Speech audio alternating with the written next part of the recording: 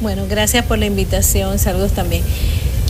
Yo pienso que la discusión sobre el tema del juego debe irse a otro tipo de análisis. Yo pienso que en este juego, primero, este tipo de juego no es nuevo. Primero hay que tomar eso. Porque me da la impresión que cuando era pequeña que se jugaba algo similar. Se jugaba a la ouija. En mi época, cuando nosotros estudiábamos en el colegio, se jugaba a la ouija en el recreo, se jugaba a la ouija en fiesta y había otro tipo de juegos. Siempre se han dado este tipo de juegos donde se hace algún tipo de conexión con posibilidades de conexión hacia espíritus y hacia prácticas que tienen que ver con creencias mágico-religiosas que tampoco son nuevas. Entonces, si tú analizas la historia de las religiones y la historia de las prácticas mágico-religiosas, puedes ver que el fenómeno del trance, que el fenómeno de la búsqueda de elementos externos o internos para invocar muertos, para invocar espíritus, existen en muchísimas religiones.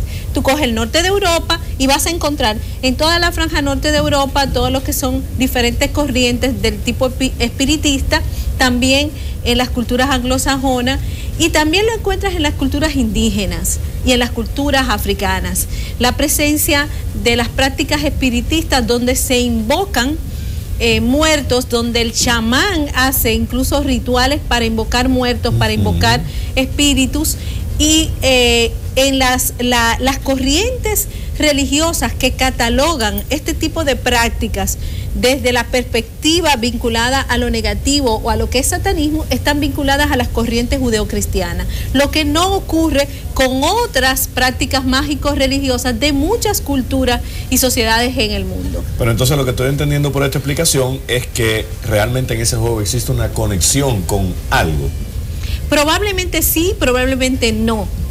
Porque el fenómeno del trance ha sido analizado desde muchas perspectivas, ¿no? Claro. Nosotros tenemos la práctica del trance en el vudú dominicano, ¿no? Existe el trance, existe la posesión ritual dentro de las prácticas mágicos religiosas. Para nosotros no es nuevo, está presente en la cultura popular, está presente en nuestra cultura incluso de diferentes estratos sociales, donde hay una posesión, ¿no?, de un espíritu, que muchas veces puede ser una invocación a un espíritu vinculado a un santo o un espíritu que está vinculado a un muerto, en ese sentido. Entonces, ¿qué pasa?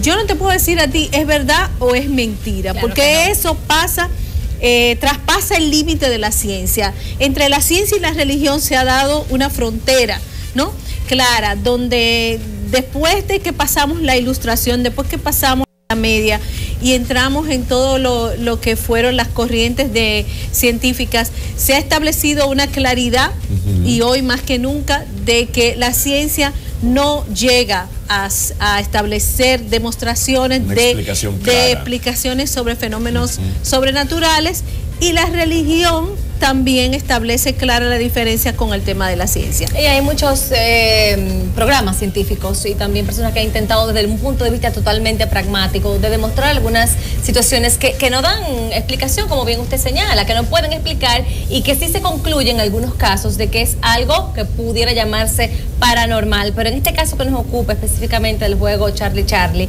hemos visto videos en la red y hay personas testigos. Por eso la alarma a nivel nacional en nuestro país, en algunas escuelas y colegios, de algunos niños que ya se ha inducido, o por no sabemos si se pudiera deber tal vez a la histeria colectiva, salen un poco de su estado normal y no es haciéndose que están. Entonces la alarma viene un poco por eso, porque más allá de una tontería o de un simple juego que puede distraer y hacer que se concentren en cosas banales en vez de estar enfocados en estudiar, también se han dado ciertos fenómenos.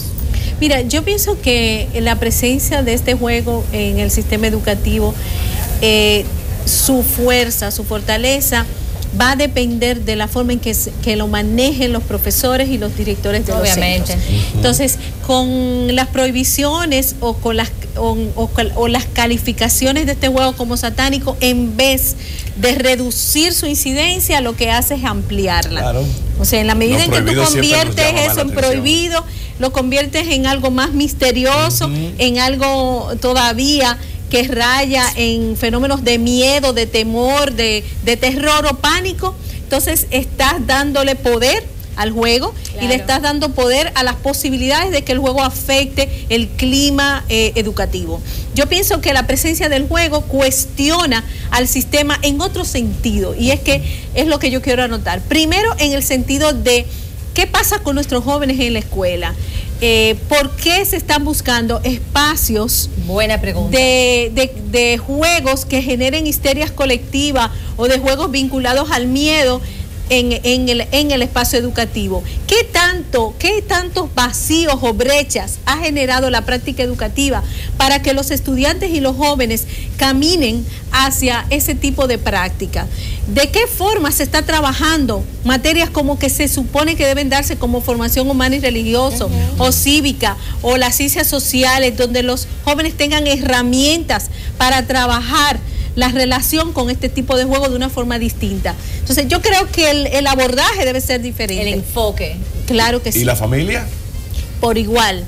En la familia yo pienso que los padres, las madres también entran en juego, entran en cuestionamiento, porque hasta qué punto, si tu hijo o tu hija no lo hace en tu casa y lo hace en el colegio o busca un espacio, y de qué forma tú te estás comunicando y dialogando y reflexionando sobre esta práctica en tu hogar, ¿no? Entonces, ¿qué es lo que yo hago el llamado? Es que se dé la posibilidad del diálogo horizontal con esa población y averiguar por qué, de dónde viene esa práctica, por qué se está dando, cuál es la necesidad que tiene nuestra población joven de utilizar este tipo de juego, qué busca en este espacio y en este tipo de juego. Buena pregunta de reflexión, tanto para los padres como para los educadores, por supuesto. Qué bueno, gracias Taina por venir. Ojalá poder tener más tiempo para seguir hablando un poquito, quizás, ya hablamos un poco del origen, pero ¿por qué resurgió en esta época específicamente? Quizás para otro segmento, otro día.